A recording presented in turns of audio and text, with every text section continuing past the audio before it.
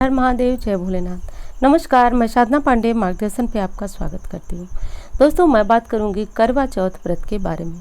इस वर्ष यानी 2021 में करवा चौथ किस तिथि को पड़ रहा है, चंद्रोदय का शुभ मुहूर्त कौन सा है, किस मुहूर्त में आपको पूजन करना है, और यदि आप पहली बार व्रत रखने जा रही हैं तो कौन कौन से नियम, कौन कौन सी सावधानियाँ आपको ज़रूर रखना चाहिए। क्योंकि जब इन सब व्रतों को पहली बार उठाया जाता है, जैसे करवा चौथ, हरतालिका तीज इत्यादि, जो व्रत आपके पति से संबंधित हो, दाम्पत्य जीवन से संबंधित हो, उनको शुरू करने में कुछ विशेष सावधानियों का भी ध्यान रखना होता है। तो जैसा कि आप जानते हैं कि करवा चौथ जो है वह पति की दीर्घायु के लिए रखी जाती है। तो इस व्रत के सबसे पहला और बड़ा विधान तो ये है कि इस व्रत के दिन आपको बहुत अच्छी तरह से पूरे 16 श्रृंगार में दुल्हन की तरह सजना होता है। सजने से आपके पति दीर्घायु होते हैं और आपके रिश्ते मजबूत होते हैं। तो सबसे पहले आप देख लीजिए कि आपके यहाँ जो है वह बिछुआ, पायल जो भी बदलने का रिवाज हो वो आप ज़रूर करें। देखिए, जो भी मैं इसलिए कह रही हूँ कि हर स्थानों पे अलग अलग अपना महत्व होता है, तो उसके अनुसार आप अपनी तैयारियां कर लें कि आपको कौन कौन सी चीज़ें बिल्कुल नई लेनी है और कौन सी चीज़ें आप जो है पहनी हुई भी आज के दिन पहन सकती हैं। और यदि आपके पास गोल्ड ज्वेलरी है तो इस ऐसे मौके पे, इस मौके का अर्थ हुआ जैसे करवा चौथ, हरतालिका तीज, जो भी आपके दाम्पत्य जीवन से संबंधित व्रत है उसमें आप अपने सोने के जो गहने हैं उन्हें ज़रूर धारण करें। स्वर्ण वैसे ही मजबूती लाने का काम करता है। क्यों करता है? क्योंकि ये गुरु ग्रह से संबंधित होता है। गुरु ग्रह से संबंधित जब स्वर्ण होता है, जब इसे आप धारण करते हैं बहुतायत मात्रा में, तो ये आपके रिश्ते को काफ़ी मजबूत बनाता है। तो आज के दिन तो कम से कम आपको ज़रूर धारण करना चाहिए।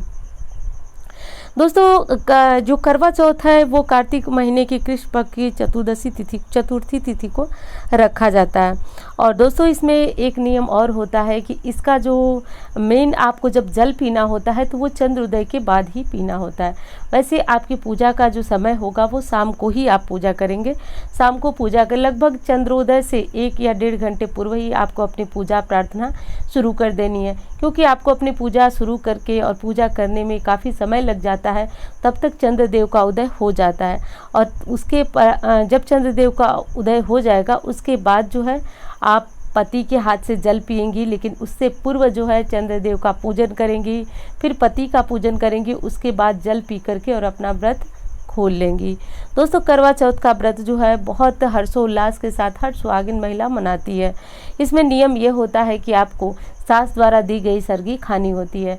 कभी कभी सास दूर है या किसी कारण से आपको सास द्वारा प्राप्त सरगी नहीं मिल पाती है, तो ऐसे में आप अपने पति के द्वारा लाई गई सरगी का भी सेवन करके व्रत को प्रारंभ कर सकते हैं। दोस्तों, इस व्रत में और एक विधान है कि जब आप शाम को अपनी पूजा में बैठेंगी तो आप जो थाली होगी श्रृंगार की, वो चढ़ाने के उपरांत आप अपनी सासू माँ को देंगी।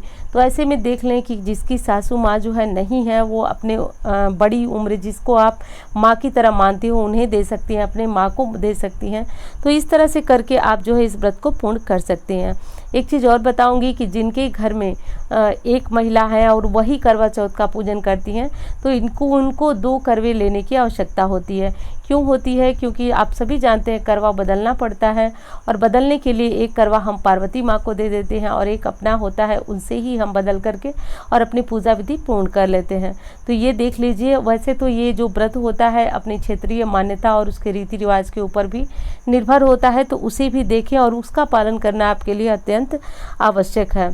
अब बात करें दोस्तों कि करवा चौथ के व्रत में जो लोग पहली बार व्रत कर रहे हैं वो कर सकते हैं या नहीं।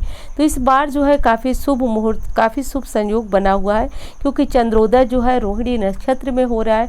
और ये काफ़ी शुभ मान्यता है इसकी कि यदि चंद्रोदय करवा चौथ के दिन रोहिणी नक्षत्र में होता है तो ये शुभ माना जाता है। इस वर्ष यदि आप व्रत प्रारंभ करना चाहते हैं तो कर सकते हैं।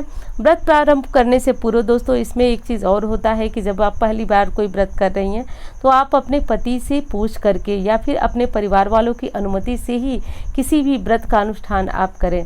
तो ये चीज़ का आपको ध्यान रखना है। दूसरी चीज़ कि यदि आप मासिक धर्म के अंतर्गत है और पहली बार इस व्रत को प्रारंभ करना चाहते हैं तो आपको नहीं करना चाहिए। कारण ये होता है कि जब हम किसी व्रत को प्रारंभ करें और पहली बार उसे करना है तो हम पूरी अच्छी तरह से पूजा पाठ उसके नियमों का पालन करते हुए करें।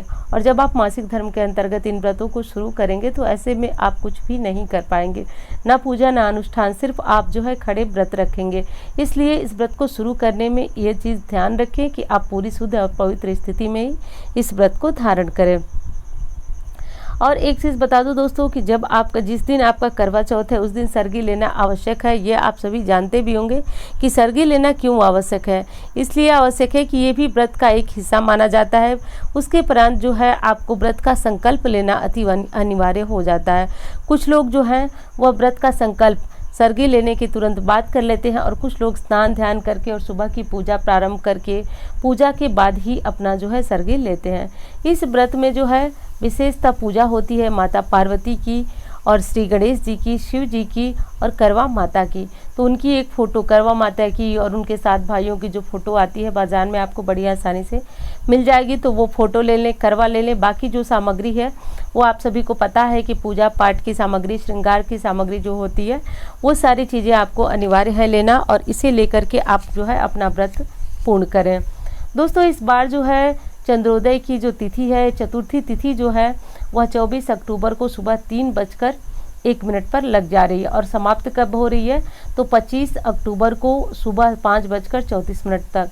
तो इसलिए करवा चौथ का व्रत इस बार 24 अक्टूबर को रविवार को रखा जाएगा। तो इस बार जो है करवा चौथ काफ़ी शुभ है क्योंकि आपको सूर्योदय से पूर्व ही जो चतुर्थी तिथि है वो प्रारंभ हो जा रही है और समाप्त अगले दिन हो रही है, इसलिए काफ़ी शुभ मुहूर्त है। और इस तिथि का आप जो है पूरी अच्छी तरह से प्रेम से पूजा करें, पाठ करें, पति का पूजन करें और पति से भी आप जो है आज के दिन आशीर्वाद जरूर लें। कुछ लोगों को इस बात से बहुत एतराज़ होता है कि वो लोग कहते हैं कि हम पति का पैर क्यों छुएं, लेकिन इस व्रत में तो विधान है आप भी छूती ही होंगे और सबको छूना चाहिए क्योंकि माता पार्वती कहती हैं कि पति परमेश्वर अब। तो ये पति परमेश्वर मानने की परंपरा हमारी आज की या कुछ हम लोगों के द्वारा बनाई गई नहीं है बल्कि हमारे शास्त्रों द्वारा बनाई गई हैं। तो इस नियम का पालन जरूर करना चाहिए और पति की भी जिम्मेदारी बनती है कि वह अपनी पत्नी को पूर्णतया जो है कि वो व्रत के दौरान उसे संतुष्ट रखें और जो भी ज़रूरतें हैं उन्हें ला करके दें और पत्नी के निमित्त वो भी जो है कि कुछ न कुछ उपहार जरूर लाए। ऐसे करने से रिश्ते में जो है आपसी प्रेम बना रहता है, मजबूती बनी रहती है। तो इन चीज़ों को भी आपको ध्यान देना चाहिए। तो दोस्तों उम्मीद करती हूँ कि ये छोटी सी जानकारी आपको बहुत पसंद आई। और चंद्रोदय का समय जो है वह आपको रात को 8:07 से चंद्रोदय प्रारंभ हो जा रहा है। तो एक बार फिर बता दूं कि चंद्रोदय का समय रात 8:07 से प्रारंभ हो रहा है।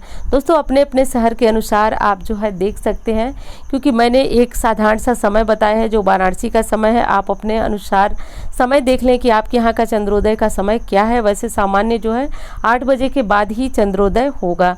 तो ऐसे में इस चीज़ का ध्यान रखें कि चंद्रोदय होने के पूर्व ही आप अपनी पूजा प्रारंभ कर लें और जैसे ही चंद्रदेव का दर्शन होता है उन्हें अर्घ दें। अर्घ में आपको साधारण सा जल, दूध इत्यादि डाल करके सफ़ेद फूल, चंदन इत्यादि से उनका अर्घ देना है। अर्घ देने के बाद जो है पति का पूजन करना है, तिलक वगैरह लगाना है, उसके बाद उनसे जल पी करके व्रत को खोलना है। तो उम्मीद करती हूँ जानकारी आपको पसंद आएगी। धन्यवाद।